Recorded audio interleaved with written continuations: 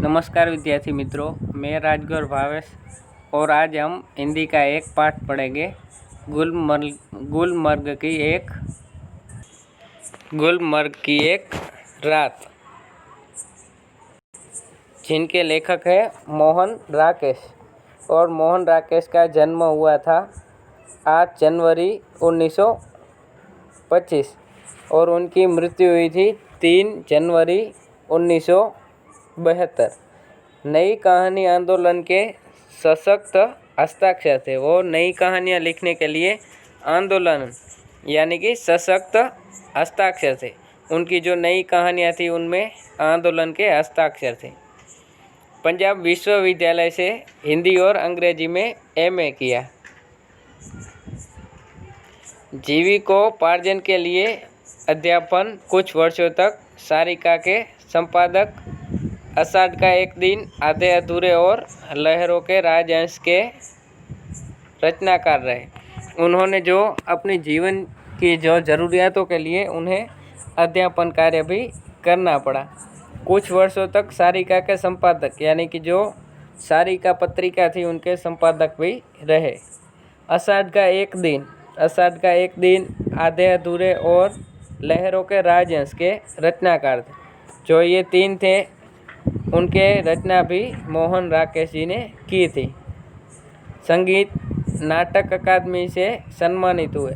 उन्हें जो पुरस्कार मिला है वो संगीत नाटक अकादमी के द्वारा उन्हें सम्मानित किया गया।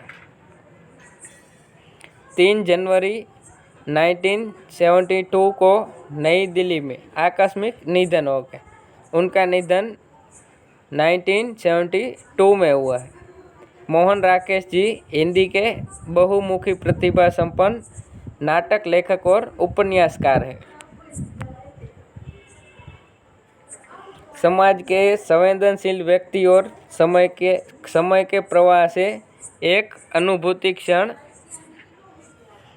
चुनकर उन दोनों के सार्थक संबंध को खोज निकालना राकेश की कहानियों की विषय वस्तु है।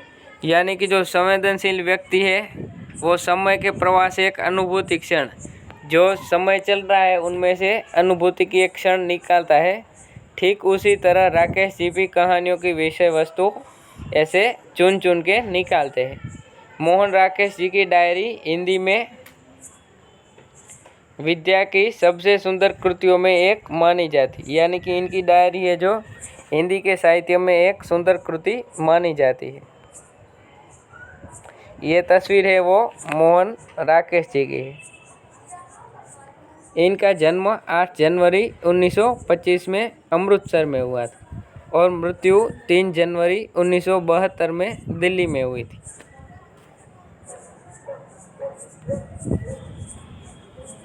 अब हम उनके द्वारा जो पाठ लिखा गया है वो पढ़ेंगे।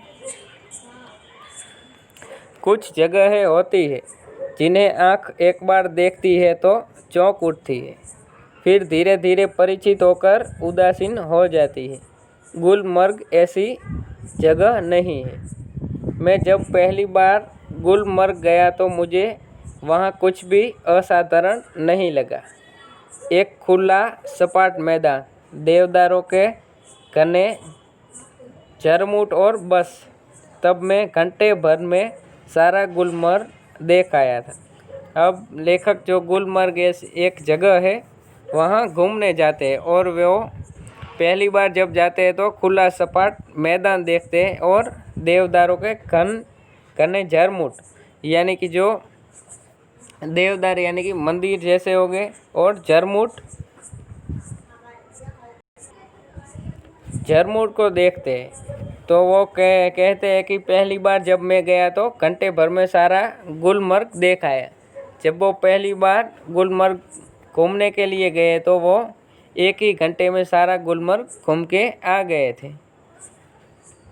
मगर बाद में महीनों वहाँ रहने पर एहसास हुआ कि पहली बार तो क्या, बाद में भी कभी उस स्थान को पूरा नहीं देख पाया। उसे पूरा कभी देखा ही नहीं जा सकता। लेखक कहते हैं कि मैं पहली बार गया तब 1 घंटे में घूम आया था, लेकिन वहाँ महीनों रहा मैं तो भी मुझे ऐसा लग रहा था कि गुलमर्ग एक दिन में, 1 घंटे में तो क्या, महीनों रहने के बाद भी पूरा नहीं देखा जा सकता। शायद यही कारण है कि गुलमर्ग में रहकर वहाँ के साथ व्यक्ति की आत्मीयता धीरे धीरे इतनी गहरी हो जाती है कि वह अपने को भी उस सपाट मैदान के एक हिस्से के रूप में ही देखने लगता है। कांपती तितलियाँ, उठते बादलों और बर्फ से चमकती पहाड़ियों की तरह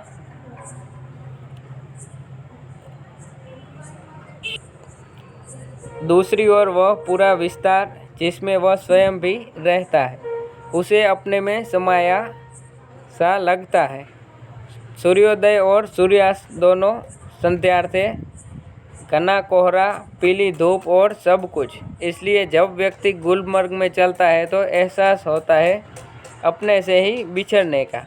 यानी कि लेखक जो कहते हैं कि उनमें सूर्यास्त और सूर्योदय दोनों देखने को मिलता है और दोनों संध्याएं भी मिलती है। यानी कि जब सूरज निकलता है तब भी जो लाल लाल दिखता है और सूर्य अस्त होने पे भी जो लाल रंग दिखता है वो संध्या है। और ऐसे लेखक कहते हैं कि दोनों संध्याएं देखी जा सकती है। घना कोहरा, पीली धूप यानी कि कोहरम जो बर्फ़ जैसा, और धूप जो पीली धूप, जो दोपहर की जो धूप होती है वो पीली होती है, और सब कुछ। इसलिए जब व्यक्ति गुलमर्ग में चलता है तो एहसास होता है कि अपने से बिछड़ने का। यानी कि कोई जब वहाँ से चलता है तो वो ऐसे सोचता है कि मैं खुद से ही बिछड़ गया हूँ, उसने उस रूप से जो कि इतना परिचित होते हुए भी सदा अपरिचित बना रह जाता है। यानी कि वो कहते हैं कि अपने से, उस रूप से जो हमारा रूप होता है, उनसे परिचित होकर भी वो खुद से बिछड़ के अपरिचित बन जाता है।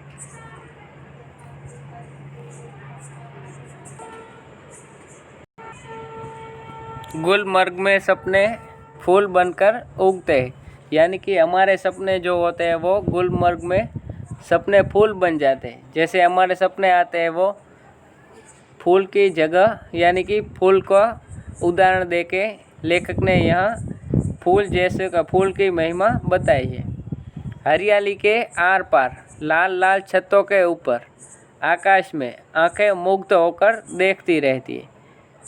लेखक कहते हैं कि लाल लाल छतों और आकाश में आंखें मुग्ध होकर देखती रहती है। आंखें क्या देखती है? और फूलों में नए नए रंग भर जाते हैं। जैसे कि आंखें सारी जगह देखती रहती है। गुलमर्ग ऐसा स्थान है कि हमारी नज़रें चौंक जाती है। फूलों में नए नए रंग भर जाते हैं। जो फूल है उसमें नए नए रंग भरते आते हैं। वातावरण में नई नई कोंपलें फूट आती है। जैसे कि वातावरण में नई नई कोंपलें, जैसे कोई छोड़ बड़ा हो रहा है तो उसकी जो कुंपल होती है, वैसे वातावरण की कोंपलें फूट आती है। हर क्षण एक नए अनुभव, नए रोमांच की सृष्टि होती है। बादलों ने पोर्टिको के नीचे, लोग वहीं फैलाए घास पर बैठे हैं। जो बादलों के पोर्टिको के नीचे, यानी कि ऊपर बादल है और नीचे घास पे लोग बैठे हैं। दूर दूर तक सैलानियों की पंक्तियाँ घोड़े दौड़ाती नजर आती। यानी कि जो घूमने वाले होते हैं वो दूर दूर तक चले आते होते हैं। रंगों के कुछ बिंदु हरियाली के पट पर जहाँ तहाँ छिड़के हैं। सहसा प्रकाश से नहीं पारदर्शक बूंदें पड़ने लगती है। जो प्रकाश है उसमें से पारदर्शक, यानी कि हम देख सकते हैं, ऐसी बूंदें गिरती रहती।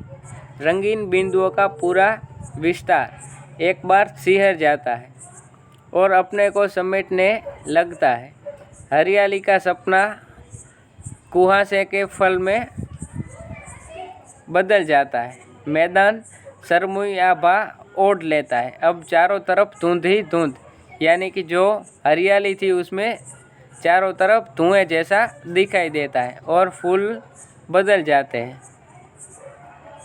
और बेबस होकर फैली पंखुड़ियों को पतली पतली नरम बाहें, जब तक बादल बरसेगा बाहें फैली रहेगी। ऐसे ही कोमल, विस्मृत और निठाल।